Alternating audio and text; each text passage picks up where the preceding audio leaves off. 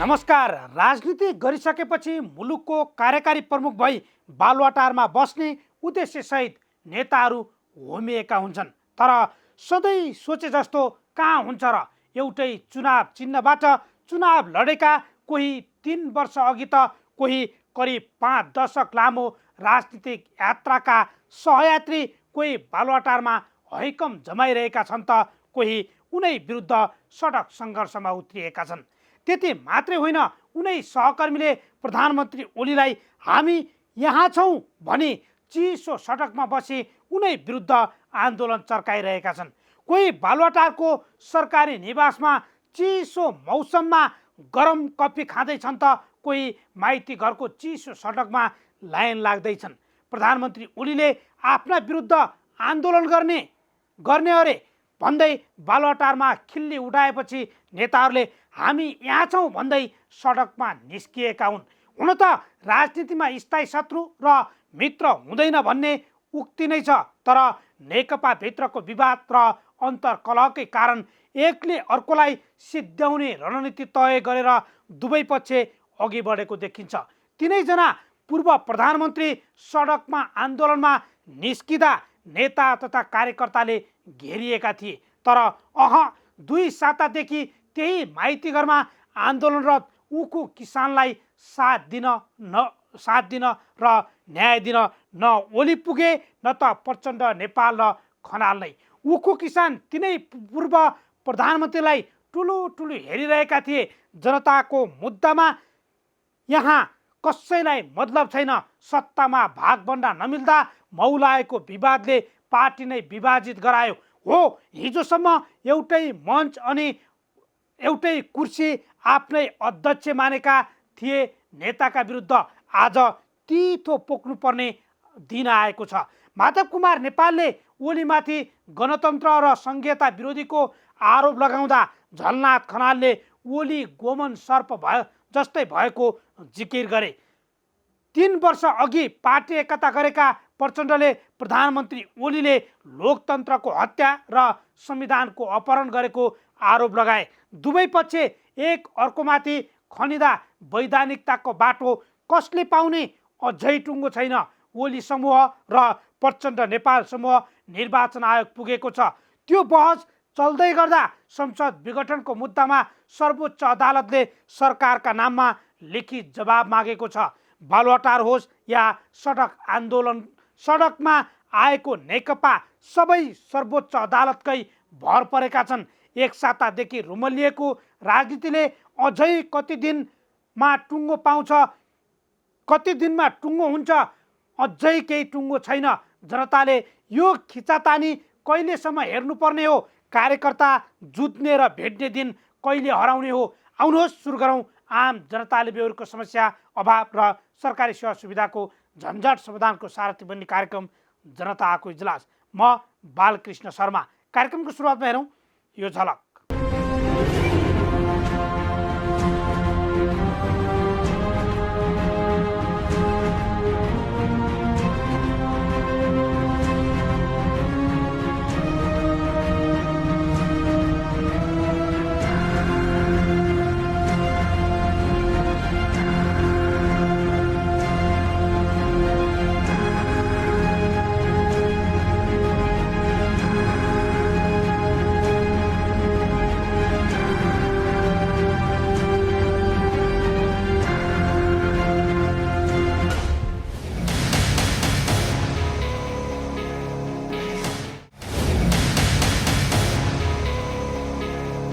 स्वागत छ कार्यक्रम जनताको इजलासमा। आज हामी नेपाल रेडक्रस सोसाइटीमा तदर्थ समितिले गर्दै आएको मनोमानी अध्यक्ष डाक्टर नेत्रप्रसाद तिमसिनासँग मागिएको जवाब, सरकार विरुद्ध माइतीघर मण्डलमा भएको आन्दोलन र प्रचण्ड नेपाल सडकमै आउनुपर्ने बाध्यता सहितको रिपोर्ट र बागमती प्रदेशका मुख्यमन्त्री डोरमणि पौडेल विरुद्ध अविश्वासको प्रस्ताव दर्ता सहितको सामग्री ल्याएर उपस्थित भएका छौँ। तपाईसँग पनि कुनै समस्या र गुनासो छन् भने हामीलाई पठाउन सक्नुहुनेछ। तपाईँले पठाएका गुनासोलाई हामी कार्यक्रममा उच्च प्राथमिकता दिनेछौँ। अब आजको पहिलो विषय, नेपाल रेडक्रस सोसाइटीमा पदाधिकारीको मनोमानी चल्यो। अनियमितता भयो भन्दै बारम्बार नेतृत्वमाथि प्रश्न उठे। सरकारले वर्षौंदेखि कब्जा गरेर बसेको कार्य समितिलाई बर्खास्त गर्दै निर्वाचनका लागि 3 महिनाको समयसीमा दिएर तदर्थ समिति बनायो। तदर्थ समितिले 3 महिनामा चुनाव गराउन नसकेको भन्दै थप 1 वर्ष म्याद थपियो। तर यति बेला रेडक्रसका तदर्थ समितिका पदाधिकारी नै कार्यदेश विपरीत काम गरिरहेका छन्। अझ रेडक्रसलाई राजनीति गर्ने थलो समेत बनाइरहेको गुनासो बढेको छ। कर्मचारीमा विभेद, मनलाग्दी सरुवा बढुवा मात्रै होइन, अध्यक्षको त धम्कीपूर्ण भाषा समेत आउन थालेको छ। हेरौँ यो फलोअप रिपोर्ट। नेपाल रेडक्रसको सिद्धान्त हो मानवता, निष्पक्षता, तटस्थता, स्वाधीनता, ऐच्छिक सेवा, एकता र विश्वव्यापकता। तर यी सिद्धान्तमा रेडक्रसको नेतृत्वमा आउने व्यक्तिमा विगतदेखि नै देखिँदैन। आर्थिक अनियमितता र निर्धारित समयमा अधिवेशन नगरेका कारण सरकारले सञ्जीव थापा नेतृत्वको पदाधिकारीलाई बर्खास्त गरी डाक्टर नेत्रप्रसाद तिमसिनाको अध्यक्षतामा साउन 12 गते 33 सदस्यीय तदर्थ समिति बनायो। तदर्थ समितिको म्याद 3 महिना दियो। त्यो पनि तत्कालीन निर्वाचन गरी नयाँ कार्य समितिलाई जिम्मेवार हस्तान्तरण गर्न। 3 महिनामा एउटा श्वेतपत्र जारी गर्ने बाहेक तदर्थ समितिले केही गर्न सकेन। कोरोना महामारी देखाउँदै नेपाल रेडक्रस सोसाइटीको तदर्थ समितिलाई थप 1 वर्ष सरकारले म्याद थपिदिएको छ। तर म्याद थपिएपछि भने रेडक्रसको तदर्थ समितिको ध्यान कमाउ धन्दा र संस्था कब्जामा गएको छ भन्दा फरक पर्दैन।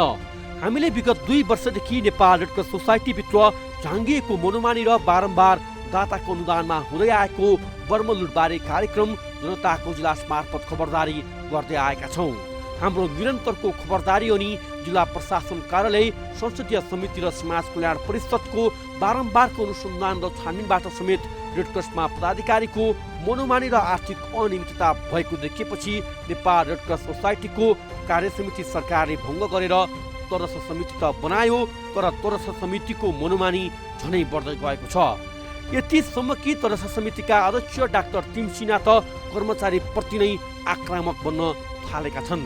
त्यसको पछिल्लो उदाहरण हो ललितपुरको गोदावरीमा संस्थागत रूपान्तरणका लागि नेपाल रेडक्रस सोसाइटीको रणनैतिक गोरेटो विषयक कार्यशालामा अध्यक्ष तिमसिनाले 2078 कार्तिक 3 गतेभित्र रेडक्रसमा नरसंहार हुने धम्कीपूर्ण उद्घोष गरेका छन्।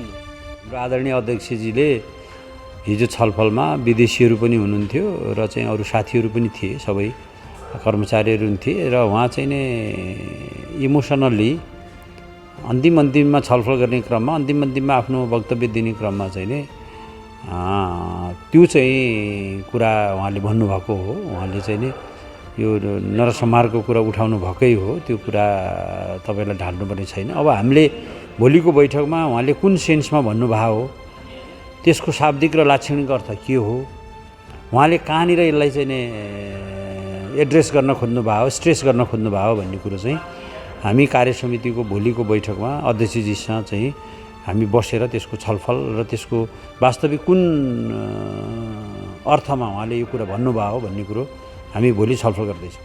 निर्वाचन गराई नयाँ कार्य समितिलाई रेडक्रस हस्तान्तरण गर्न बनाइएको तदर्थ समिति नै यति बेला अन्य काममा मनोमानी गरिरहेको छ। कार्यदेश विपरीत ठाडो आदेशमा तत्कालीन नेकपा समर्थक कर्मचारी नियुक्ति, फायल बढुवा सरुवा धमाधम तदर्थ समितिले गरिरहेको छ। सरकारले दिएको जिम्मेवारीमा वर्तमान नेतृत्व अल्मलिएको र एजेन्डा बाहिर गएको भन्दै केन्द्रीय सदस्यहरूले नै असन्तुष्टि व्यक्त गरिरहेका छन्। हामी अहिले साउनदेखि नै अहिलेसम्म आउँदैमा हामी चाहिँ व्यक्तिगत रूपमा म सन्तुष्ट छैन। जुन टास्क नेपाल सरकारले दिएको छ त्यो टास्कमा हामी अल्मलिया छौँ र हामीलाई त प्रष्ट रूपमा भनिएको छ, हामीलाई छुट्टै टिओआर पनि दिएको छैन लेखेर यो काम गरे 1 2 3 4 भनेर, अथवा 10 बुँदे 15 बुँदे 20 बुँदे कुनै बुँदे नेपाल सरकारले कुनै पनि टिओआर भन्छ त्यो टिओआर दिएको छैन र कुनै जब डिस्क्रिप्सन पनि दिएको छैन। मात्र के भनेको छ भने रेडक्रसको विधान बमोजिम अधिवेशन गरेर नेतृत्व हस्तान्तरण गर, तिमीले समय पुगेन भने यो समय थप्दिया छु भनेर उहाँले भन्नुभएको छ नेपाल सरकारले। अब त्यो दिशातर्फ हामी केन्द्रीकृत भएर लानुपर्नेमा अहिलेसम्म हाम्रो चाहिँ नवीकरणको प्रक्रिया पनि अगाडि बढेको छैन, अडिटको प्रक्रिया अगाडि बढेको छैन विधानमा नेपाल सरकारले चाहिँ नि तत्कालीन कमिटीले प्रस्ताव गरेको विधानमा तत्कालीन जिल्ला प्रशासन कार्यालयले काठमाडौँले 43-44 बुँदामा आफू खुसी संशोधन गरेर पठाइदियो। त्यसमा थुप्रै 11 र 12वटा चाहिँ नि बुँदाहरूमा चाहिँ नि अन्तर्विरोधहरू छन्, नमिल्ने छन्। कुनै दफामा 2 वर्ष कार्यकाल भनेको छ, तर दफा 51मा चाहिँ नि 4 वर्ष कार्यकालको कुरा उल्लेख भएको छ। यस्तो अन्तर्विरोधी विधान नेपाल सरकारले तालुकाला अड्डा सिडिओ कार्यालयले हामीलाई पेश गरेका छ। अब त्यो विधानका अन्तर्विरोधहरू नमिलेका विषयहरू मिलाउनु पर्ने छ। सङ्घीय संरचनामा विधान लानुपर्ने छ, समावेशी संरचनामा विधान लानुपर्ने छ, सबैको अपनत्व र स्वामित्व हुने खालको विधान हामीले लानुपर्ने छ। त्यसकारणले विधान चाहिँ संशोधन प्रक्रिया पनि केन्द्रीय समितिले एक्लैले त गर्ने होइन। त्यसकारणले विधान संशोधनका पनि रेडक्रसको विधानले निर्दिष्ट गरेका प्रक्रियाहरू पाइलाहरू चालेर हामी अगाडि बढ्नुपर्ने छ। त्यसकारणले हामीसँग थुप्रै चाहिँ नि विषयहरू हामी अगाडि बढ्नुपर्नेमा आजको दिनसम्म आइपुग्दा यो दिशातर्फ हामी अगाडि जान सकेका छैनौँ। मलाई आशा लाग्छ आज पनि हामी अब यो सेसनपछि तपाईँसँग कुरा गर्दा पछि हामी विधानकै बारेमा आजको वर्कसपमा कार्यशाला गोष्ठीमा छलफल गर्छौँ र विधान तयारी गर्ने मोडालिटी तयार गर्छौँ। विधानका आधारभूत चिजहरूमा हामी एक किसिमको सहमति गर्छौँ र चाहिँ नि विधानलाई प्रक्रियागत रूपले अगाडि बढाउने र संशोधनका प्रक्रियाभित्र प्रवेश गराउने काम चाहिँ नि भोलिको कार्यसमितिले वैधानिक रूपमा अगाडि बढाउँछ भन्ने मलाई लाग्छ। त्यसपछि मात्रै केही स्वरूप लिएला। तर आजसम्म आइपुग्दा चाहिँ नि हामी अल्मलिएका छौँ। नेपाल सरकारले तोकिएको जिम्मेवारीमा पुग्नका निमित्त त्यो लक्ष्य, त्यो मिसन, भिजन, गोल एचिभ गर्नका निमित्त हामी अहिले पनि अल्मलिरहेछौँ। अब हामीले भनेका छौँ अब अल्मलिने समय छैन, हामीलाई डिस्काउन्ट पिरियड छैन। हामीले आगामी 78 कार्तिकभित्र नेतृत्व हस्तान्तरण गर्नुपर्ने हुन्छ। त्यसको टाइमलाइन बनाएर अगाडि बढ्नुपर्छ भन्ने चाहिँ नि सबैको दृष्टिकोण छ। हामी पनि त्यसैमा प्रतिबद्ध छौँ। विगतको कार्यसमिति भन्दा आफूलाई झनै शक्तिशाली देखाउन अध्यक्ष तिमसिनाको तदर समितिले उपशाखा, जिल्ला शाखा, प्रदेश सभाहरू विघटन गर्ने तयारी गरिरहेको छ। तदर्थ समितिले तत्कालीन बालबालिका तथा समाज कल्याण मन्त्री तथा हालका सूचना तथा सञ्चार मन्त्री पार्वत गुरुङको निर्देशनमा सल्लाहकार नियुक्ति समेत गरेको छ। यो रेडक्रसमा सल्लाहकार बनाएको पहिलो पटक हो। तदर्थ समितिको अधिकार क्षेत्र विपरीत रेडक्रसको विधान, कर्मचारी नियमावली तथा आर्थिक ऐन समेत संशोधनमा सक्रियता देखाएको छ। अर्कातिर मन्त्री परिषदले गर्ने निर्णय तदर्थ समिति आफैले 2077 पौष 9 गते गोदावरीमा बसेको केन्द्रीय कार्य समितिको बैठक एजेन्डामै नपरेको उपमहामन्त्री नियुक्ति समेत अध्यक्ष तिमसिनाको ठाडो आदेशमा दिपेन्द्र राज ढकाललाई उपमहामन्त्री पदमा गैर कानुनी रूपमा नियुक्ति गरेको छ। त्यस्तै नेपाल रेडक्रसको विधानको दफा 50 अनुसार तदर्थ समितिको पदाधिकारी सदस्यहरूको नियुक्ति प्रक्रिया नै अवैधानिक भएको रेडक्रस कर्मीहरू नै बताउन थालेका छन्। जिल्लामा एनजिओ फेडरेसनका कार्य मार्फत नेपाल रेडक्रसको उपशाखा, जिल्ला शाखा, प्रदेश सभाहरूको निर्वाचन नगराउने खेलमा तदर्थ समिति लागेको आरोप लागेको छ। अझ चाख लाग्दो कुरा त नेपाल रेडक्रसमा राजनीतिक हाबी गर्न खोजिएको छ।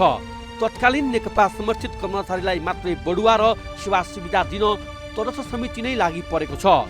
निर्वाचित कार्य समितिले महाधिवेशनबाट पारित गरेपछि मात्र पास हुने कर्मचारी सेवा अवधि उमेर हद आफै संशोधन गरेर अर्को बदमासी तदर्थ समितिले गरेको छ। यही परिस्थितिमा रेडक्रस केन्द्रीय कार्य समितिको निर्वाचन गरेमा पुनः काङ्ग्रेस पक्षधरले निर्वाचनमा जित्ने एनजिओ फेडरेसन प्रतिवेदन पश्चात निर्वाचन छल्न तदर्थ समितिले अनेक प्रपञ्च खेलिरहेको छ। जसको उदाहरण हो भक्तपुर र स्याङ्जा जिल्ला शाखाको निर्वाचन। रेडक्रसका सवारी साधन तथा उपकरणमा समेत पछिल्लो समय चरम दुरुपयोग भएको पाइएको छ। के थियो त तदर्थ समितिलाई दिएको कार्यदेश र काम? नम्बर 1, सम्मानित सर्वोच्च अदालतको मिति 2076 भदौ 24 गतेको फैसला अनुसार छिटोभन्दा छिटो केन्द्रीय कार्य समितिको महाधिवेशन र निर्वाचन गर्ने। नम्बर 2, जिल्ला प्रशासन कार्यालयको चलानी नम्बर 616 मिति 2076 असोज 29 को संस्था दर्ता नवीकरणका लागि 11 बुँदे कागजात पेश गर्ने। नम्बर 3, 2077 माघ मसान्तमा म्याद समाप्त हुने जिल्ला शाखाहरूको निर्वाचन सम्पन्न गर्ने गराउने। नम्बर 4, आन्तरिक राजस्व कार्यालयले माघ भोरे बमोजिमका लेखा परीक्षण प्रतिवेदन पेश गरी कर चुक्ता प्रमाणपत्र लिने। नम्बर 5, नेपाल सरकार समक्ष नेपाल रेडक्रस कानुन प्राप्तिका लागि विशेष पहल गर्ने। यी 5वटा काम गर्नुपर्ने तदर्थ समितिले कार्यदेश विपरीत बाहिर गएर आफ्नो पार्टीका समर्थक कर्मचारी नियुक्ति फाइल बढुवा, परामर्शदाता नियुक्ति, सल्लाहकार नियुक्ति र जिल्ला शाखाको निर्वाचन स्थगन, विधान संशोधन प्रक्रिया, कर्मचारी तथा आर्थिक नियमावली संशोधन, संस्थाको स्वरूप परिवर्तन गर्न नै लागि परेको पाइएको छ। यी परिघटनाले रेडक्रसमा भ्रष्टाचार र अनियमितता झनै फस्टाउने सङ्केत दिइरहेको छ। तटस्थ समिति गठन भएपछि भएका अवैधानिक कार्यहरू। तटस्थ समितिको अधिकार क्षेत्र विपरीत रेडक्रसको विधान संशोधन कार्य प्रारम्भ गर्नका लागि केन्द्रीय सदस्य अरुण खनालको संयोजकत्वमा समिति गठन। मन्त्री परिषदले गर्ने नियुक्तिलाई लत्याउँदै वर्तमान तटस्थ समितिले एजेन्डामा नै नराखी एकलौटी रूपमा 2077 पौष 9 गते गोदावरीमा बसेको केन्द्रीय कार्य समितिले उपमहामन्त्री पदमा दिपेन्द्र राज ढकाल नियुक्ति नै गैर कानुनी। कार्यदेश विपरीत ठाडो आदेशमा एमाले समर्थक कर्मचारी नियुक्ति, फाइल बढुवा सरुवा, सल्लाहकार नियुक्ति र उपशाखा जिल्ला शाखा प्रदेश सभाहरू विघटन गर्ने तयारी। कर्मचारी नियमावली तथा आर्थिक नियमावलीहरू संशोधन गरेर निर्देशकहरूको 5 वर्ष र कार्यकारी निर्देशकको 3 वर्षीय कार्यकाल बनाउने निर्णय जुन वर्तमान तटस्थ समितिको अधिकार क्षेत्रभित्र पर्दैन। कर्मचारी नियमावली विपरीत 30 र 58 वर्षीय उमेर हद बनाउने निर्णय जुन निजामती सेवा नियमावली विपरीत छ। अख्तियार दुरुपयोग अनुसन्धान आयोग र जिल्ला प्रशासन कार्यालय धादिङले अनियमितताको आरोप लागेर छानबिन गरिरहेका व्यक्ति सीताराम कोइरालालाई 2077 साउन 12 गते नेपाल सरकारको मन्त्री परिषदको निर्णय अनुसार तटस्थ समितिको कोषाध्यक्षमा नियुक्ति। 2072 सालको भूकम्पपछि भूकम्प पुनर्लाभ कार्यक्रमबाट वर्तमान तटस्थ समितिका सदस्य तथा सिन्धुलीका सभापति अशोक श्रेष्ठ, तत्कालीन धादिङ जिल्लाका सभापति तथा तटस्थ समितिका केन्द्रीय कोषाध्यक्ष सीताराम कोइराला र तटस्थ समितिका केन्द्रीय सदस्य तथा ललितपुर जिल्लाका सभापति बाबुराजा महर्जनले अनुरियम भनी मासिक तलब खाएपछि जिल्ला प्रशासन कार्यालयबाट छानबिन गरी फिर्ता गर्न ताकेता गरिरहेका व्यक्तिलाई नेपाल सरकारको मन्त्री परिषदको निर्णय अनुसार तटस्थ समितिको पदाधिकारीमा नियुक्ति। वर्तमान तटस्थ समितिका उपाध्यक्ष शर्मिला कार्की जो नेपाल रेडक्रसको विधान विपरीत केही दिन अघि प्रधानमन्त्री केपी शर्मा ओलीले विस्तार गरेको नेकपाको केन्द्रीय कमिटीको सदस्यमा नियुक्ति। नेपाल रेडक्रसको विधानको दफा 50 अनुसार तटस्थ समितिको पदाधिकारी सदस्यहरूको नियुक्ति प्रक्रिया नै अवैधानिक। विधानमा केन्द्रीय कार्य समितिको पदाधिकारी सदस्य हुनका लागि रेडक्रस सदस्य भएको 4 वर्ष पुरा भएको हुनुपर्दछ, जुन दफा 50 लाई जिल्ला प्रशासन कार्यालय काठमाडौँले 2076 पुस 30 गते 41 दफा संशोधन गरी प्रमाणीकरण गरिसकेको छ। नेपाल रेडक्रस सोसाइटी कर्मचारी सेवा नियमावली 2051 सातौं संशोधन 2071 परिच्छेद 2 को दफा 2.17 को दुरुपयोग गरी परामर्शदाता भन्दै 7औं 8औं तहमा आफू निकटका कर्मचारीहरू नियुक्ति। ज्येष्ठताका आधारमा निर्देशक डाक्टर मनिता राज कौडिकार हुँदाहुँदै नियम विपरीत निर्देशक सुदर्शन अधिकारीलाई उपकार्यकारी निर्देशकमा बढुवा। अधिकारीले रेडक्रसमा आतंक मच्चाएको रेडक्रसमा कार्यरत कर्मचारीको गुनासो। रेडक्रसको इतिहासमा पहिलो पटक तत्कालीन महिला बालबालिका तथा ज्येष्ठ नागरिक मन्त्री पार्वत गुरुङको ठाडो आदेशमा जगदीश भट्टराईलाई अध्यक्षको सल्लाहकारमा नियुक्ति। लेखा विभागमा चार्टर्ड एकाउन्टेन्ट 9 तहको निर्देशक अशोक कार्की हुँदाहुँदै 8औं तहको उपनिर्देशक माधव प्रसाद बुढीलाई विभागीय प्रमुखमा नियुक्ति। एकै पदमा 12 वर्षभन्दा बढी कार्यरत धेरै कर्मचारीहरू हुँदाहुँदै आफू निकट नन्दराज थपलिया र सुरक्षा पौडेललाई मात्र फाइल बढुवा गरेको तत्कालीन लेखा विभागका निर्देशक धर्मदत्त बिडारीलाई निजामती सेवा नियमावलीको ठाडो उल्लङ्घन हुने गरी कर्मचारी प्रशासनमा सरुवा। सम्मानित सर्वोच्च अदालतले 2076 भदौ 5 गते गरेको फैसला अनुसार तत्काल केन्द्रीय कार्य समितिको महाधिवेशन र निर्वाचन गर्न गराउन दिएको आदेश विपरीत वर्तमान केन्द्रीय तटस्थ समिति आफ्नो निर्वाचन तथा माघ मसान्तभित्र कार्यावधि सकिने स्याङ्जा र भक्तपुर जिल्ला शाखाहरूको निर्वाचन स्थगन गर्न परिपक्व गरेको छ। 2 वर्ष यता रेडक्रसभित्र विकृति, विसङ्गति, नातावाद र भ्रष्टाचारका विरुद्धमा अभियान चलिरहेको छ। यो बीचमा तटस्थ समिति गठन र विघटनको खेल चले पनि पछिल्लो समय नेतृत्व टिम सिन्हाको संयोजकत्वमा गठित तटस्थ समितिले पनि पारदर्शिता विधि पद्धति अनुसार संस्था अगाडि बढाउन सकेको छैन, जसका कारण रेडक्रस कुनै पुरानै लयमा फर्किने त होइन भन्ने प्रश्न उब्जिएको छ।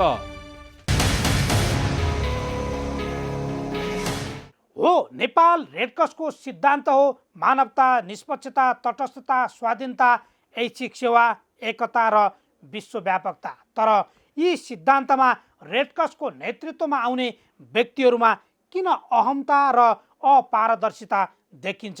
निर्वाचन गराउन बनाइएको तदर्थ समितिको ध्यान किन अन्तै मोडिरहेछ? निर्वाचन कहिले हुन्छ? यही प्रश्न हामीले नेपाल रेडक्रस सोसाइटीको तदर्थ समितिका अध्यक्ष डाक्टर नेत्र प्रसाद तिमसिनालाई सोधेका छौँ। हेरौँ अबका क्रममा अध्यक्ष तिमसिनासँग गरिएको यो संवाद।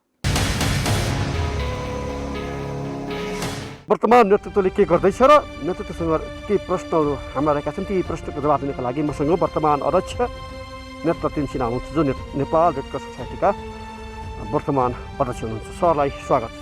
हजुर नमस्कार। आराम हुनुहुन्छ? एकदम ठिकठाक। अहिले तपाईँ आइसकेपछि केही गर्न पाउनु भएन कोभिडका कारणले गर्दाखेरि र श्वेतपत्र जारी गर्नुभयो र अब यो संस्थालाई विधिवत रूपमा लैजानुपर्छ भनेर लाग्नु भएको छ। धेरै कुराहरू श्वेतपत्रमा उल्लेख पनि थियो, हामी पनि छुट्यायौँ। अहिले तपाईँ आइसकेपछि अहिलेसम्म भएका कामहरू के हुन् र के गर्दै हुनुहुन्छ? हामीले खास गरेर नेपाल सरकारले हामीलाई एउटा म्यान्डेट दिएको छ कि अब अहिले यसलाई विधान संशोधन गरेर विधानलाई अलिकति त्यसलाई लोकतान्त्रिक बनाएर समावेशी बनाएर अनि त्यो संशोधित विधानको आधारमा महाधिवेशन गरेर निर्वाचित समितिलाई हामीले चाहिँ यो रेडक्रस हस्तान्तरण गर्ने। त्यसो गर्दा हामीले सुरुदेखि नै 3टा कुरालाई प्राथमिकतामा पारेका थियौँ। एउटा चाहिँ हाम्रो संस्थाको अहिलेसम्म नवीकरण भएको छैन, होइन? यो 1-1.5 वर्ष भयो नवीकरण चाहिँ रोकिरहेछ। नवीकरण नहुनुको कारण चाहिँ हामीले अहिले भनौँ न एउटा चाहिँ एकीकृत रिपोर्ट अडिट रिपोर्ट बनाउनु पर्ने रहेछ जिल्लादेखिको लिएर।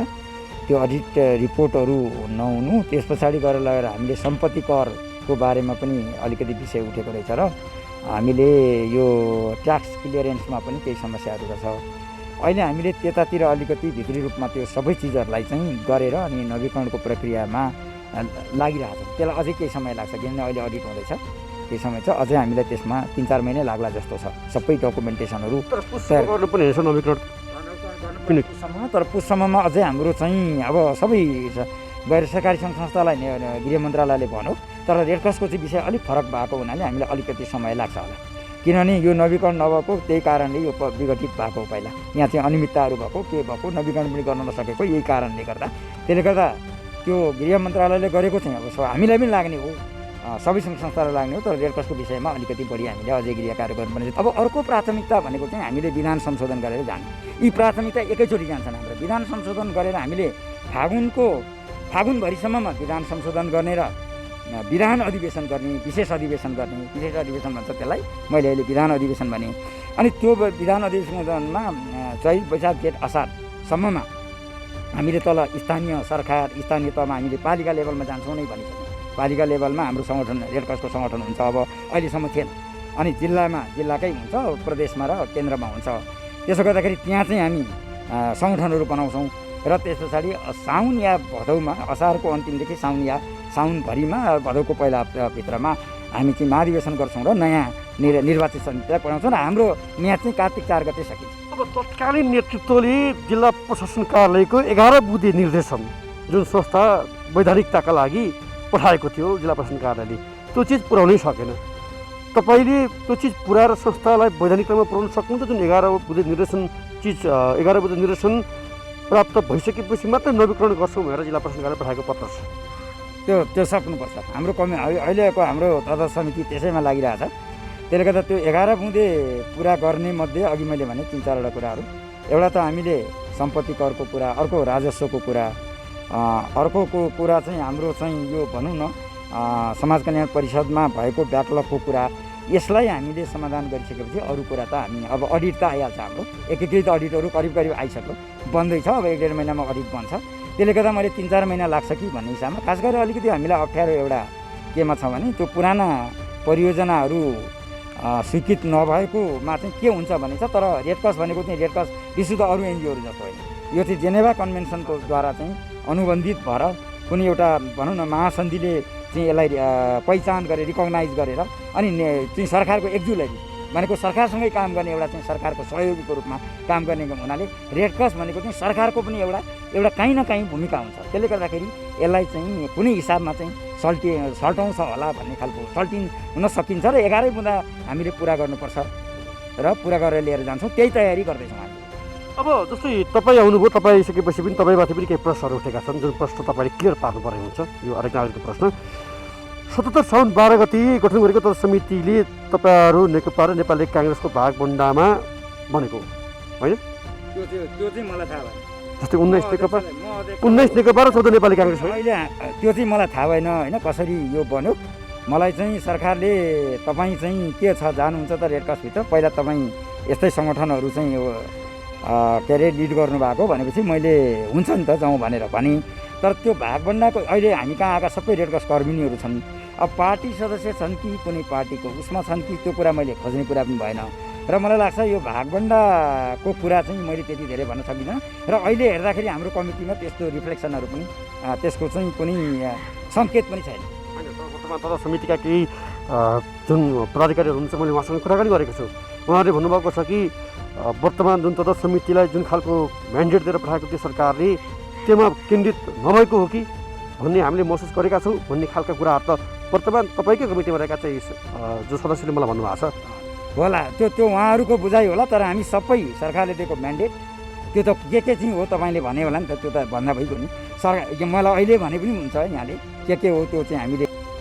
तर उहाँ आफै चाहिँ तदर्थ समितिमा बस्ने अनि त्यसो भन्ने कुराले चाहिँ के हो त्यो चाहिँ अब यहाँ कमिटीमा छलफल भएको छैन।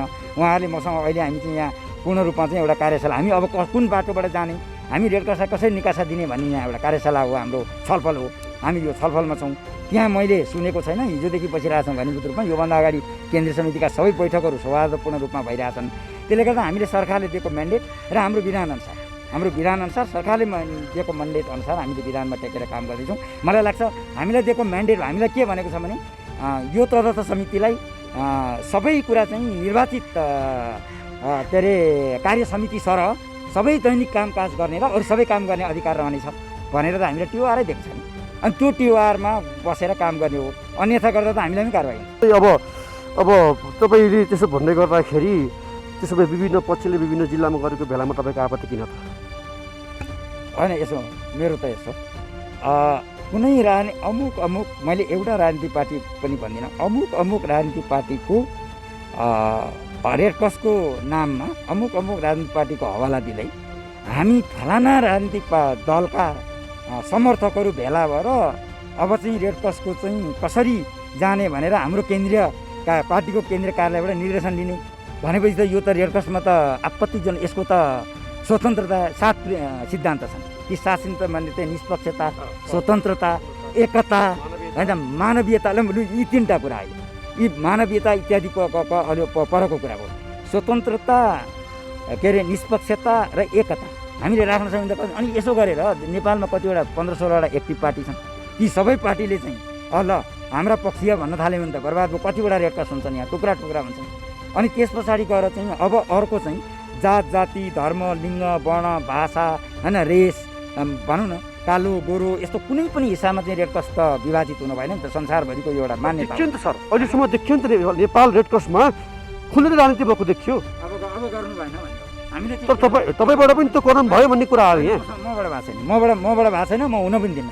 मेरो एउटा अडान यहाँहरूलाई के भन्न चाहन्छु भने आदरणीय तपाईँहरू चाहिँ यो तपाईँको उसबाट जाओस् सञ्चार माध्यम। तथ्य बताएँ मैले, तपाईँले आफ्नो पार्टी तथा गुटको भेला बागबजारको हार्दिक होटलमा मङ्सिर 18 गते समीर नेपालको नेतृत्वमा तपाईँ पनि हुनुहुन्थ्यो कि हुनुहुन्थेन?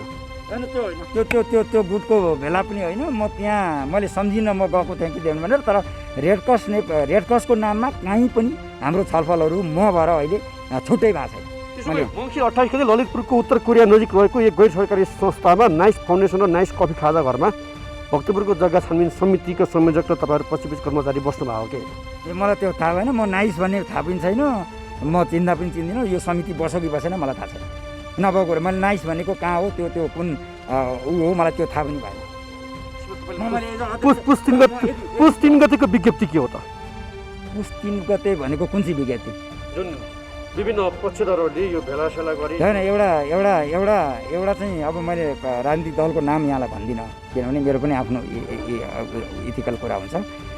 कुनै राजनीतिक दलका नाममा हामी फलाना राजनीतिक दलका समर्थकहरूले चाहिँ अब हामीले पार्टीको निर्देशन लिएर रेड क्रस सम्बन्धी काम गर्ने भन्ने जुन कुरा आयो त्यसमा मेरो आपत्ति हो। त्यसो नगरौँ भन्ने अनुरोध हो। मैले आपत्ति पनि भनेको छैन। त्यसमा ध्यान आकर्षण भयो केन्द्र कार्यालयको र त्यसमा चाहिँ त्यसो नगरौँ। त्यसमा गरौँ भोलि अर्को अमुक दलले भोलि अर्को अमुक दलले दलभित्रका पनि गुटहरूले यस्तो चाहिँ रेड क्रसमा यसो गऱ्यो भने त यसले त अलिकति समस्या बनाउँछ भने अनुरोध गरेको। तर राजनीतिक नियुक्ति हो भनिरहेका छन् त अहिलेका पदाधिकारी सर।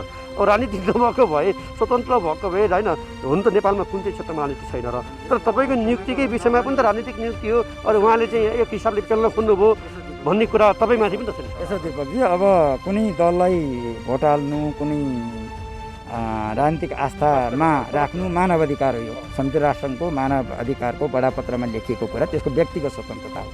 तर त्यो लिगेसी हामीले कुनै पनि संस्थामा स्वतन्त्र संस्थामा ल्याउनु हुँदैन भन्ने मेरो मान्यता हो। तर राजनीतिक दलमा आस्था राख्नु हुँदैन त्यही कारणले भन्ने चाहिँ मेरो चाहिँ आस्था अथवा विश्वास उसले मन पराउनु हुँदैन उसले चाहिँ भोट हाल्नु हुँदैन भन्ने होइन है दिपकजी। म त्यो कुरामा क्लियर छु। तर त्यसको लिगेसीहरू हामीले कुनै पनि अमुक अमुक दलहरूको अमुक अमुक जाति वर्ण भाषा भूगोल इत्यादिको त्यसको चाहिँ नाजायज आफूले चाहिँ उ गर्नका निम्ति मलाई यो लाग्छ जब मान्छे पार्टीगत विचारगत गुटगत रूपमा बस्छ त्यो चाहिँ आफ्ना कमजोरीहरूलाई ढाकछोप गर्नका निम्ति त्यो बसेको स्वतन्त्र संस्था हो भने त किन बेग्लै गुटको स्वतन्त्र नियुक्ति हो। अब सरकारले गरेको यो पार्टीले गरेको होइन नेपाल सरकारले गर्यो। मैले यही भन्छु पार्टीले गरेको होइन नेपाल सरकारले गर्यो। र मलाई लाग्छ पार्टीको विभाजन 14, 19 कति भन्नुभयो हजुरले 14, 19 भन्नुभयो इत्यादि भन्नुभयो। एनिवे त्यसमा के होला तर मलाई थाहा भएको चाहिँ हामी 19 जना छौँ। नेपाल सरकारले ल यो तदर्थ समिति बनाउने भनेर मेरो नेतृत्वमा बनायो। अहिले मैले भन्दाखेरि यहाँलाई यति भने त्यसो भए अब अहिले केन्द्रीय कार्य समितिको भेला छ 3 दिन अहिले छलफल जाने हो। त्यो त कसरी जाने अब भन्ने विषयमा छलफल छ। हिजो तपाईँले कार्यक्रममा नरसंहार गरिदिन्छु म अब आउने कार्तिकसम्ममा भनेर चाहिँ यहाँ बसेका सभापति पदाधिकारीहरूलाई चाहिँ फर्काउनु भयो। त्यो चाहिँ अध्यक्ष जस्तो व्यक्तिले होस हवासमा भन्नुभयो या आक्रोशमा भन्नुभयो या के थियो त्यसको पछाडिको चाहिँ अर्थ तपाईँले त भन्नुभयो हिजो होइन। यसो हो मैले त्यो शब्दलाई चाहिँ हामीले यो यदि यो हामीले रेड क्रसलाई अब हामीले निकासा दिन सकौँ भने यो विघटनतर्फ जान्छ। त्यसले गर्दा हामीले होस गर्नुपर्छ भन्ने सन्दर्भमा भनेको मैले आज त्यो शब्द फिर्ता पनि लिइसकेँ साथीहरूसँग। यदि मैले यसो भयो होइन मैले भनेको हो कि होइन मैले थाहा पाइनँ। तर साथीहरूले के भन्नुभयो भने तपाईँले यसो भन्नुभयो यो शब्द चाहिँ नभनेको भए हुन्थ्यो भनेपछि मैले त मेरो चाहिँ यो विघटनतर्फ जान्छ है यो अझै कोल्याप्स होला कि हामीले सरकारले चाहिँ हामीलाई राम्रो बनाऊ भनेर दियो।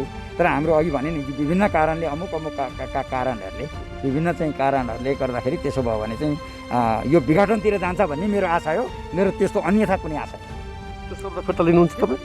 फिर्तै लिइसकेँ मैले यदि त्यसो भनेको हो भने मलाई थाहा छैन। यदि मैले त्यसो भने अन्तिममा भने मैले फिर्ता लिएँ भनेर अघि फर्मल्ली भनिसकेँ मैले बिहानै मिटिङमा। मलाई एकजना साथीले भन्नुभयो तपाईँले यस्तो कुरा तपाईँको सबै ठिक थियो तर अन्तिममा तपाईँले यसो भन्दाखेरि यो भन्नु त्यसो भने मैले फिर्ता लिन्छु भने फिर्ता लिएँ। त्यो मैले कुनै मेरो नियतपूर्ण आशयगत इत्यादि होइन तर विघटनतर्फ जाने भन्नेमा त्यो शब्द चयनमा अलिकति काहीँ यसो क्लियर त्रुटि भयो त्यति हो पनि। यसमा त्यस्तो गर्ने सारा गर्ने त्यो रेड क्रसको चाहिँ आफ्नो त्यो म्यान्डेट माथिबाट कसैको चाहिँ भनौँ न मन्त्रालय होइन अब कसैको हात छ कि यसो म माथि अहिले कोही पनि छैन। म माथि विधान छ सिडिओले नियमन गर्छ हामीले किनभने नियमनकारी संस्थालाई हामीले 2000 नेपाल ऐन सरकारको ऐन संस्था दर्ता ऐनले नियमन गर्छ। त्यसको नियमनकारी निकाय भनेको सिडिओ कार्यालय हो गृह मन्त्रालय हो। त्यसलाई हामीले लिङ्क गर्नुपर्छ। त्योभन्दा माथि म यहाँलाई एकदम फ्रेङ्कली भन्छु कोही पनि छैन। र मैले त्यसो गरेको पाउनुभयो भने अर्को एपिसोडमा मलाई चाहिँ तपाईँले कुरा गर्दा हुन्छ। म त्यति विश्वासका साथ भन्छु यहाँ। अब तपाईँ आइसकेपछि केही गतिविधि या केही कामहरूको मुख्यमध्ये कर्मचारीको यो प्रमाणपत्रको छानबिनको प्रक्रिया पनि अगाडि बढो भन्ने कुरा आयो।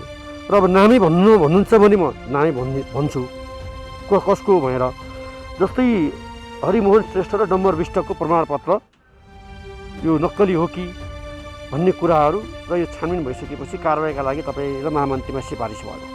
किन कारबाही गर्न डराउनु भयो तपाईँ? अनि यसो यो हामी आउनुभन्दा अगाडि नै यो 1-1.5 वर्ष 2-3 वर्षदेखि नै यो विषय नक्कली प्रमाणपत्र भएका मान्छेहरू होइन छन् भन्ने त्यस्तो 2-3 वर्ष अगाडिदेखि रेड क्रसमा भइराखेको छ। पहिला रिपोर्ट पनि भइराखेको रहेछ होइन त्यो रिपोर्ट भइराखेको रहेछ। अब हामी आइसकेपछि त्यो ठ्याक्कै हामी कहीँ मुद्दैको रूपमा निवेदनैको रूपमा त त्यसरी आएको छैन। अब यो विषय हो भने यो के हो त भनेर सामान्य महामन्त्री हाम्रो अथवा हाम्रो पदाधिकारी बैठकमा छलफल भएको छैन। महामन्त्री र मेरो बिचमा चाहिँ सामान्य कुराकानी भयो। कुराकानी भइसकेपछि हामीलाई कस्तो छ भने हामीले यदि त्यो हो भने त यो लामो प्रक्रिया लाग्छ हेर्नुहोस्। यो छानबिन अनि मैले हाम्रो बिचमा के छलफल भयो भने यो छानबिन भनेको चाहिँ ल जो तपाईँ कहाँ पढेर आउनुहुन्छ, मैले बेलायत पढेर आएको। मैले बेलायतबाट मास्टर्स पिएचडी दुइटै गरेँ। मेरो उहीँको डिग्री छ भनेपछि मेरो डिग्री चाहिँ गलत हो कि ऊ हो भनेर तपाईँ इन्डिया पढेर आउनुभयो अनि त्यसपछि कोही कहाँ पढेर आयो, त्यसले गर्दा तँ चाहिँ तेरो नक्कली रहेछ भन्न पाइएन। खास गरेर चाहिँ अब हामीले फेरि हाम्रो स्टाफले त्यहाँको चाहिँ प्रशासनले एकचोटि सबैका 500 जनाका चाहिँ 500 हाम्रा जति कर्मचारी हुनुहुन्छ उहाँहरूको चाहिँ फाइल अपडेट गरौँ।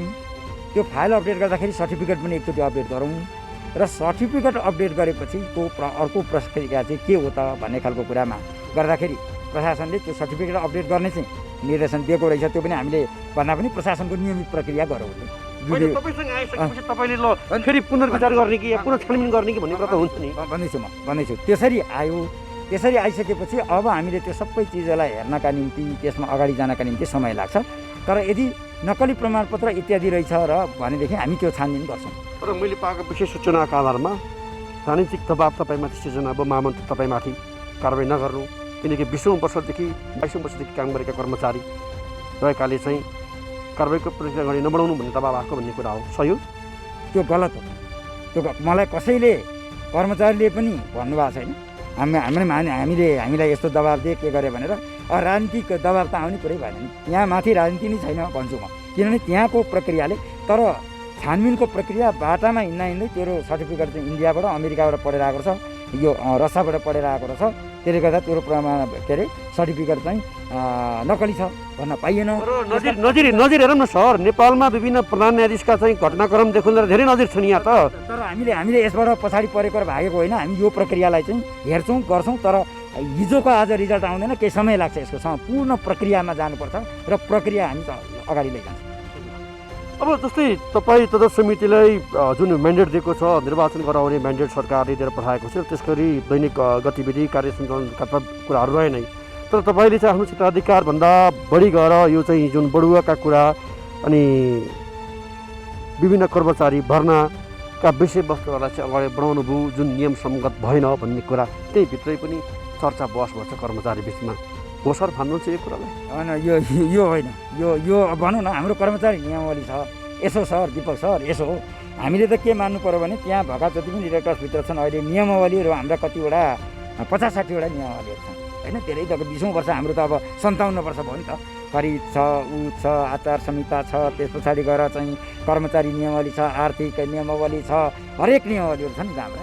त्यसो गर्दाखेरि चाहिँ हरेक नियमावली त्यो नियमावलीभित्र रहेर कर्मचारीको सरुवा बढुवा भन्दा पनि कर्मचारीलाई हामीले डिपार्टमेन्टमा कुन डिपार्टमेन्ट कसरी रिसफल गर्ने, हरेक 2-2 वर्ष पछाडि डिपार्टमेन्ट चेन्ज हुँदो रहेछ। त्यो हामीले सामान्य डिपार्टमेन्टहरू चेन्ज गऱ्यौँ। अनि त्यस पछाडि अब कुनै कर्मचारीलाई पनि नयाँ भर्ना त अब अहिले नयाँ कर्मचारी आउने अवस्थै छैन, हामीसँग परियोजनाहरू नै छैन। अब भएका परियोजनाहरूमा पनि परियोजना सकिन लाग्यो भने एउटा क्राइटेरिया बनाएर, एउटा सूचकहरू बनाएर, एउटा कुनै चाहिँ मापदण्ड बनाएर त्यो मापदण्डका आधारमा चाहिँ अब कर्मचारीहरू केही 5 जनामध्ये 1 जना राख्नु पऱ्यो भने ती 4 जना चाहिँ अब म यो कारणले म परिनँ भनेर उनीहरू खुसी हुनु पर्यो भनेपछि एउटा त्यो प्रक्रिया बनाएर अगाडि जाउँ भन्ने प्रक्रियामा हामी लागिरहेछौँ। समय एकदमै हामीसँग चाहिँ अब 3 महिना त हामीले केही गर्न पाइएन। अब अहिले 2 महिना, यही पनि अहिले पनि त कोभिड त मुक्त भएको होइन। हामी चाहिँ अहिले यो मिटिङ बस्ने क्रममा पनि हामी 3वटा बोर्ड मिटिङहरू भर्चुअल बस्छौँ। भर्चुअल भन्दा हाम्रा केन्द्रीय सदस्यहरूको बिचमा पनि चिन्जान नै गर्न सकिएन। त्यसले गर्दा यो कार्यशाला गरेर अगाडि बढाउँ त यसरी भनेर अहिले यसपालि गरिएको। फेरि पैसा पनि धेरै खर्च हुँदो रहेछ। त्यो पैसा पनि अब हरेकचोटि फिजिकल मिटिङ बस्दा गाह्रो हुन्छ। त्यो पैसा पनि बचाउनु पऱ्यो, किनभने अहिले चाहिँ रेडक्रस चाहिँ माइनसमा छ। करिब हामी चाहिँ 3 करोड घाटामा छौँ रेडक्रस विभिन्न कारणले। अब यो कोभिड इत्यादि हाम्रो रक्त सञ्चार सेवामा चाहिँ पर्याप्त रक्त सञ्चार के अरे ऊहरू हुन नसक्नु इत्यादि विभिन्न कारणले गर्दा। त्यसले गर्दाखेरि चाहिँ हामीले सबै कुरामा यो मित्रविताको कुरामा कसरी जाने भन्ने खालले पनि अब हामीले त्यो मिटिङहरूलाई घटायौँ, भर्चुअल गऱ्यौँ। त्यसले गर्दाखेरि यो प्रक्रियामा चाहिँ कुरा त्यस्तो हो। जस्तै अब अहिले जुन केन्द्रीय कार्य समितिको बैठक जारी छ, अब यो विधान संशोधनको कुराहरू लगायत कार्यशाला भोलि जारी छ।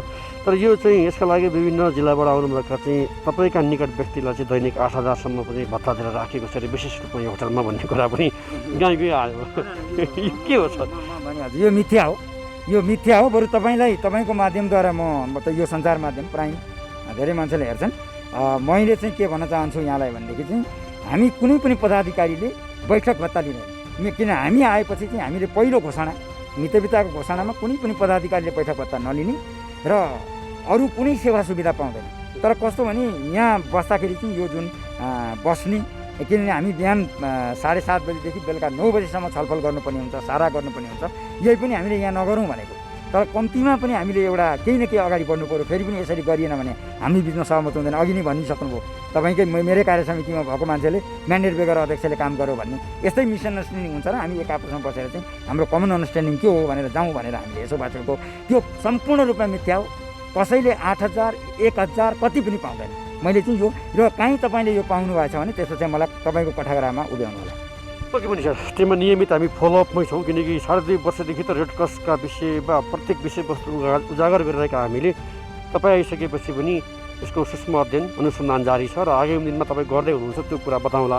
अब अन्तमा मैले भने 2.5 वर्षमा हामीले उठाएका मुख्य मुद्दाहरू मध्ये आर्थिक अनियमितताका कुराहरू, संस्थाको वैधानिकताको कुरामा त जिल्ला प्रशासन कार्य लागिरहेको अवस्था छ। अब जुन विभिन्न क्षेत्र जस्तै सवारीकै करका कुराहरूदेखि लिएर तपाईँको चाहिँ जुन त्यहाँ रक्त सञ्चार केन्द्र सञ्चालित गरिरहेको छ त्यसको व्यवस्थापनको कुराहरू, जुन रगत तेरादेखि त्यसको व्यवस्थापनमा चाहिँ नागरिकले दिएको रक्तदानको पनि व्यवस्थापन सही भएन भन्ने कुरादेखि लिएर गोदाम घरको कुरादेखि लिएर भूकम्पको बेलामा बाहिरबाट आएका सहयोगहरूलाई चाहिँ तपाईँको चाहिँ त्यही भित्रका कर्मचारीले चाहिँ घर लिएर गए विशेष सामग्रीका तस्बिरदेखि लिएर तपाईँको चाहिँ विभिन्न परियोजनाहरू जुन आफू निकटका व्यक्तिलाई दिएका भन्ने घटनाक्रमदेखि लिएर यी विविध प्रश्नहरू छन्। यी विषयमा छर्लङ्ग जुन विषयवस्तुहरू उठेछन् अनियमितताका विषयमा, त्यसका विषयमा चाहिँ हामीले कहिलेसम्म या तपाईँले पनि छानबिन कमिटी बनाउनु भएको छ भन्ने कुराहरू छ, कहिलेसम्म आइपुग्छ बाहिर? खोजा कुरो त यो हो जनताले। यो दिपकजी यो कस्तो भने यो 20औं वर्षदेखि जम्मा भएको यो समस्याहरू रहेछ यहाँभित्र र रेड क्रस चाहिँ अलिकति ठुलो संस्था एकदम कम्प्लेक्स रहेछ क्या, कम्प्लेक्स रहेछ। तपाईँले जति भन्नुभयो केही चिजहरूमा हामी अलिकति अगाडि बढ्दैछौँ, सानो चिजहरूबाट अगाडि बढ्दैछौँ। तपाईँले भनेका सबै चिजहरू जस्ताको तस्तै हामी सबै कम्प्लिट गर्न सक्दैनौँ होला, तर हामीलाई कम्तीमा 5 महिनापछि बिचमा पनि भेटौँ, किनभने तपाईँहरूको माध्यमद्वारा हामीले चाहिँ हाम्रा भएका कुराहरू लानका निम्ति हामी पनि खुसी नै हुन्छौँ। गर्न सकेको कुरा गर्न नसकेको सकिएन र अब यसमा भने यो हाम्रो अहिलेको कार्य समितिको बसिरहँ, अर्को कार्यकाल पनि चुनाव जितौँ भन्ने यस्तो होइन। हामीलाई दिएको म्यान्डेटबाट हामीले चाहिँ अर्को कार्य समितिलाई हामीले बुझाउनै पर्छ। त्यसले गर्दा हामी अर्को म्याद थपौँ यो गरिँदैन। म्याद महाधिवेशन गर्न सकेन भने एउटा लेख्ने हो, जसले बनायो नेपाल सरकारले, उसैले हामीले सकेनौँ, तपाईँ जे गर्नुहुन्छ गर्नुहोस् भनेर बुझाउने हो बरु। तर हामी म्याद थप्ने फेरि त्यस्तो गर्दैनौँ, त्यो गर्दैनौँ। त्यो फेरि अर्को म्याद थप्ने के गर्ने म कम्तीमा गर्दिनँ, म त्यहीँ राजीनामा दिएर म गर्न सक्दिनँ भनेर जसले बनायो नेपाल सरकारले त्यही नेपाल सरकारलाई हामीले लेखेर दिन्छौँ। तर हामी यो सबै प्रयास गर्छौँ र सञ्चार माध्यमको पनि यसको सुधारको निम्ति, यसको रूपान्तरणको निम्ति हामीलाई सहयोग चाहिन्छ। यहाँहरूले सहयोग गर्नुहोस् र अब रेड क्रसलाई अलिकति तपाईँहरूलाई पनि गौरव होला, तपाईँहरूले जुन विषय उठाएर आउनु भएको छ यो चाहिँ अलिकति सुधारको बाटो जान सक्ने रहेछ भनेर, र हामीलाई 5 महिना जति समय दिनुहोस् न। कोरोना महामारी देखाउँदै रेड क्रस तदर्थ समितिलाई थपिएको म्यादभित्र निर्वाचन गरेर नयाँ कार्य समितिलाई हस्तान्तरण गर्नुपर्छ। रेड क्रसको तदर्थ समितिको ध्यान कमाउ धन्दा र संस्था कब्जामा होइन, जिल्ला शाखा तथा अन्य सोसाइटीमा निर्वाचन हुनुपर्छ। हामीले 2 वर्षदेखि फलोअप गर्दै आएको नेपाल रेड क्रस सोसाइटीभित्र झाँगिएको अनियमितता र भ्रष्टाचारबारे नियमित फलोअप गरिरहनेछौँ। अब एकैछिन विश्रामपछि सरकार विरुद्ध माइतीघर मण्डलमा भएको आन्दोलन र प्रचण्ड नेपाल सडकमै आउनुपर्ने बाध्यता सहितको रिपोर्ट र बागमती प्रदेशका मुख्यमन्त्री डोरमणि पौडेल विरुद्ध अविश्वासको प्रस्ताव दर्ता सहितको सामग्री सहित उपस्थित हुनेछौँ। हामी सँगै रहनुहोस्।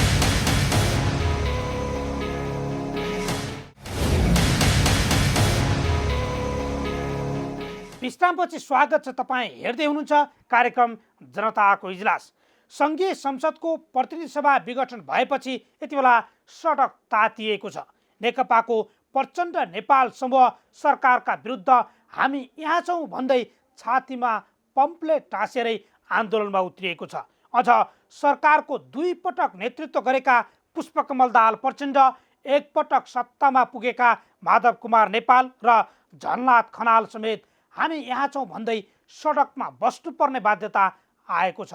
सरकार विरुद्ध होस् या आफ्ना माग सुनाउन पीडित पक्षले आन्दोलन गर्ने माध्यम बनाइएको माइती घर रोज्न प्रधानमन्त्री ओलीले तिनैजनालाई सडकमा पुर्याएका छन्। हेरौँ यो रिपोर्ट।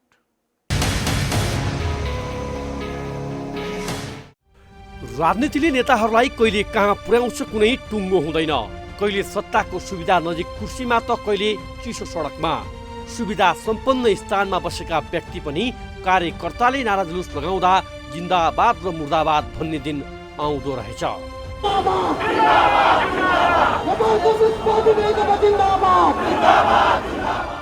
यो दृश्य हेर्दा सबैलाई अचम्म लाग्न सक्छ। यी हुन् 2 पटक सत्ताको नेतृत्व गर्दै सिंहदरबार छिरेका पुष्पकमल दाहाल प्रचण्ड। द्वन्द्वकालमा धेरै उकाली र ओह्राली गरेका प्रचण्ड माधव कुमार नेपाल प्रधानमन्त्री हुँदा गरेको आन्दोलनपछि यसरी सडकमा आएको पहिलो पटक हो। उनको पम्पलेटमा लेखिएको छ हामी यहाँ छौँ अनि नाम पुष्पकमल दाहाल प्रचण्ड। यी 2 व्यक्ति हुन् एकपटक सरकारको नेतृत्व गरेका माधव कुमार नेपाल र झलनाथ खनाल। यी 2 पूर्व प्रधानमन्त्री करिब 5 दशकदेखिका सहयात्री अर्थात् हालका प्रधानमन्त्री केपी शर्मा ओलीका विरुद्ध बीच सडकमै बसिरहेका छन्। यी 3 जना पूर्व प्रधानमन्त्री मात्रै होइनन्, आन्दोलनमा पटक पटक मन्त्री भइसकेका नेताहरू समेत सहभागी थिए। जनताको पीडा नबुझ्ने आफू भने सुखशैलमा बस्ने आरोप खेपेका नेताहरू यसरी शुक्रबार छातीमा सरकार विरुद्धका नारा लिएर सडकमै आउनु पर्यो। उनीहरूलाई स्वयं कार्यकर्ताहरूले साथ दिएका थिए। प्रचण्ड नेपाल समूहमा लागेका कार्यकर्ताले प्रधानमन्त्री तथा सरकार विरुद्ध चर्को नारा पनि लगाए र उनीहरूले साथ दिए। नेपाल कम्युनिस्ट पार्टी जिन्दाबाद जिन्दाबाद जिन्दाबाद नेपाल कम्युनिस्ट पार्टी जिन्दाबाद।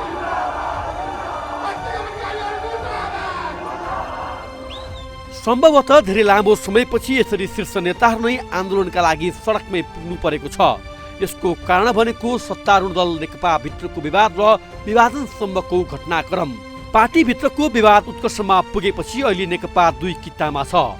एउटा किताको नेतृत्व प्रधानमन्त्री समेत रहेका केपी शर्मा ओलीले गरिरहेका छन् भने अर्को किताको नेतृत्व प्रचण्ड र नेपालले गरिरहेका छन्। ओलीले संसद विघटन गरेर वैशाखमा चुनावको मिति घोषणा गरेका छन्। यता प्रचण्ड नेपाल पक्षले भने संविधान विपरीत संसद विघटन गरिएको भन्दै त्यसको विरोधमा सडक सङ्घर्षका कार्यक्रम तय गरेको छ। कार्यकर्तासँगै प्रचण्ड माधव समूहका नेताहरू निर्वाचन आयोग पुगेर आफ्नो पार्टी नै वैधानिक भएको पत्र निर्वाचन आयोगमा बुझाए। निर्वाचन आयोग अगाडि निषेधित क्षेत्र समेत तोकिएको थियो। त्यहाँबाट प्रचण्ड नेपाल लगायतका शीर्ष नेता मात्र निर्वाचन आयोगमा प्रवेश पाए। अन्य सांसद, केन्द्रीय सांसद तथा अन्य कार्यकर्ता बाहिर नै नाराबाजी गरे। प्रचण्डले पार्टी वैधानिकता विवाद चाँडो टुङ्ग्याउन प्रमुख निर्वाचन आयोगलाई आग्रह गरेका थिए।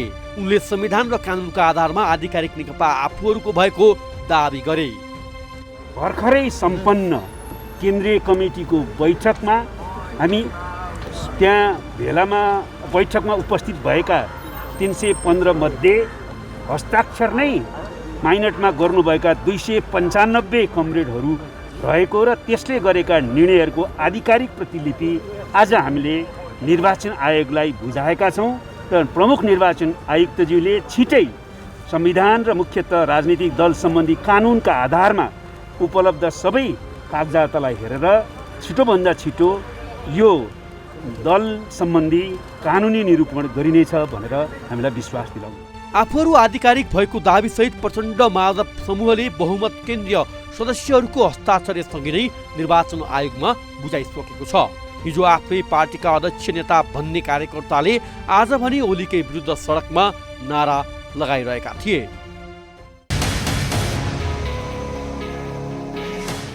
पीडित पक्षले माइतीघरमा आन्दोलन गर्दा कहिल्यै समर्थन साथ दिन नपुगेका नेताहरू संसद विघटनको मुद्दा लिएर सडकमै आएका छन्। सत्ता साझेदारीमा कुरा नमिल्दा र प्रधानमन्त्री ओलीको एकलौटी निर्णयबाट पार्टी नै विभाजित गरेका नेताहरूले अन्य पक्षको आन्दोलन र पीडा मर्म अनि सडकमै बसेको कठिन अवस्थाले अब बुझिदिने कि केन्द्रमा विभाजित नेकपाको असर अब प्रदेशतिर सोझिएको छ। सङ्घीय सरकार अस्थिर बन्दा प्रदेश सरकारका मुख्यमन्त्रीको पद पनि धरापमा पुगेको छ। बागमती प्रदेशका मुख्यमन्त्री डोरमणि पौडेलमाथि अविश्वासको प्रस्ताव दर्ता गरेसँगै अब प्रदेश सरकारमा समेत नेकपा विभाजनले सरकार ढल्ने भएको छ। हेरौँ यो रिपोर्ट। सरकारमाथि अविश्वासको प्रस्ताव पेश गर्ने केन्द्रीय राजनीतिको प्रभाव प्रदेशमा पनि सरेको छ। प्रधानमन्त्री केपी शर्मा ओलीका विरुद्ध नेकपाकै सांसदले अविश्वासको प्रस्ताव पेश गर्न लागेको भन्दै प्रधानमन्त्री ओलीले प्रतिनिधि सभा नै भङ्ग गरिदिए। नेकपाका दुई खेमा वैधानिकको बाटो खोजिरहँदा प्रदेशमा समेत कित्ताकाट सुरु भएको छ। प्रधानमन्त्री ओली पक्षलाई हटाएर पुष्पकमल दाहाल प्रचण्ड र माधव कुमार नेपाल पक्षले प्रदेश सरकार आफ्नो मातहतमा ल्याउने कसरत थालेका छन्। नेकपाको केन्द्रीय राजनीतिमा दुई कित्ता भएपछि बागमती प्रदेशका मुख्यमन्त्री डोरमणि पौडेल विरुद्ध प्रचण्ड नेपाल पक्षले अविश्वासको प्रस्ताव पेश गरेको छ। शुक्रबार प्रदेश सभामा मुख्यमन्त्री डोरमणि पौडेल विरुद्ध अविश्वासको प्रस्ताव दर्ता भएको हो। पौडेललाई हटाएर नयाँ मुख्यमन्त्रीमा अष्टलक्ष्मी साक्यलाई प्रस्ताव गरिएको छ। प्रचण्ड नेपाल पक्षका 45 प्रदेश सभा सदस्यले शुक्रबार 11:15 बजे प्रदेश सभा सचिवालयमा अविश्वासको प्रस्ताव दर्ता गराएका हुन्। अविश्वासको प्रस्ताव अघि प्रचण्ड नेपाल समूहमा रहेका 3 जना मन्त्रीले सामूहिक राजीनामा दिएका थिए।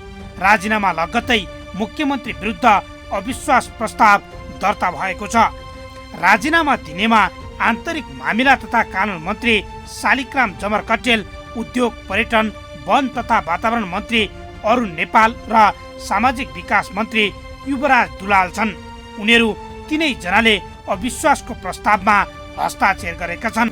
तत्कालीन प्रदेश नम्बर 3 मा हाम्रो पार्टी नेपाल कम्युनिस्ट पार्टीका दल नेता माननीय श्री डोरमणि पौडेलको नेतृत्वमा बनेको सरकार यति बेला प्रदेशका जनताको भावना अनुरूप योजनाबद्ध रूपमा विकास निर्माण, जनसेवा र सुशासन कायम गर्दै प्रदेश सरकारको महत्त्वलाई स्थापित गर्दै अगाडि बढ्नुपर्नेमा निकै सुस्त रहन पुग्नुमा मुख्यमन्त्री स्वयं दिशाविहीन, निर्णयविहीन रहेको, प्रदेश सरकारमा संलग्न मन्त्री परिषदका सदस्यहरूको सल्लाह सुझाव, पार्टीको संसदीय दलको सल्लाह सुझावलाई बिल्कुलै व्यवस्था गर्दै अगाडि बढेको र मुख्यमन्त्रीकै कारण जनताप्रति सरकार जवाफदेहीविहीन बन्दै जान लागेको कारण यही नेतृत्वमा प्रदेश सरकारको जनअपेक्षा अनुसार काम गर्न नसक्ने निष्कर्षसहित आजैको मितिबाट लागू हुने गरी राजीनामा दिएका छौँ। 110 सदस्यीय बागमती प्रदेश सभामा बहुमतका लागि 56 सांसदको आवश्यकता पर्छ। प्रचण्ड नेपाल पक्षमा 46 जना देखिएकोले उनीहरू मात्रैले नयाँ सरकार बनाउन सम्भव छैन। प्रदेश सभामा नेकपाका 80 जना छन्। प्रमुख प्रतिपक्ष दल नेपाली कङ्ग्रेसका 22, विवेकशील साझा दलका 3, राप्रपाका 2, नेमकिपाका 2 र 1 स्वतन्त्र सांसद रहेका छन्। नेकपाका 80 सांसद मध्ये ओली पक्षका 34 जना सांसद छन्। दुवै समूहलाई सरकार निर्माणका लागि प्रमुख प्रतिपक्ष दल कङ्ग्रेसको साथ आवश्यक देखिन्छ। साना दलको मतले नयाँ सरकार गठन हुने सम्भावना नरहेकोले नयाँ सरकार गठनका लागि कङ्ग्रेसको साथ अनिवार्य देखिएको छ। प्रधानमन्त्री ओली पक्षका मुख्यमन्त्री पौडेल सरकार गठन भएदेखि नै अल्पमतमा छन्। तत्कालीन एमालेबाट प्रदेश संसदीय दलको निर्वाचनमा ओली पक्षका पौडेलले नेपाल पक्षकी अष्टलक्ष्मी साक्यलाई 10 मतले हराएर दलको नेता बनेका थिए। पौडेलले 34 र साक्यले 24 मत पाएका थिए। तर अविश्वासको प्रस्ताव ल्याएपछि प्रचण्ड नेपाल समूहले साक्यलाई मुख्यमन्त्रीको रूपमा प्रस्ताव गरेको छ। प्रधानमन्त्री ओलीले नै मुख्यमन्त्री हेरफेर गर्ने बताइरहँदा उनी निकट मुख्यमन्त्रीलाई अविश्वासको प्रस्ताव ल्याउन सुरु गरिएको छ। नेकपा 2 भागमा विभाजित भएपछि प्रदेश 2 र सुदूरपश्चिम प्रदेश बाहेक अन्य प्रदेशका मुख्यमन्त्री अल्पमतमा परेका छन्। यसले सङ्घीय सरकार मात्रै होइन 5 वर्षका लागि गठन भएका प्रदेश सरकारमा समेत अस्थिरता देखिने प्राय निश्चित छ।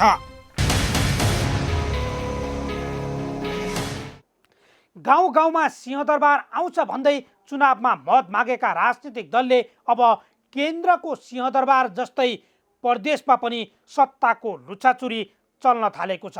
यस्ता गतिविधिले न त राजनीतिक दललाई फाइदा पुग्छ न त जनतालाई नै। दलहरू सच्याउन् र जनताका पक्षमा काम गरौँ, बस सबैको चाहना यति। यी र यस्ता कुनै पनि पीडा व्यथा समस्या अनि गुनासोमाथि कार्यक्रम जनताको इजलास मार्फत निरन्तर खबरदारी गरिरहनेछौँ।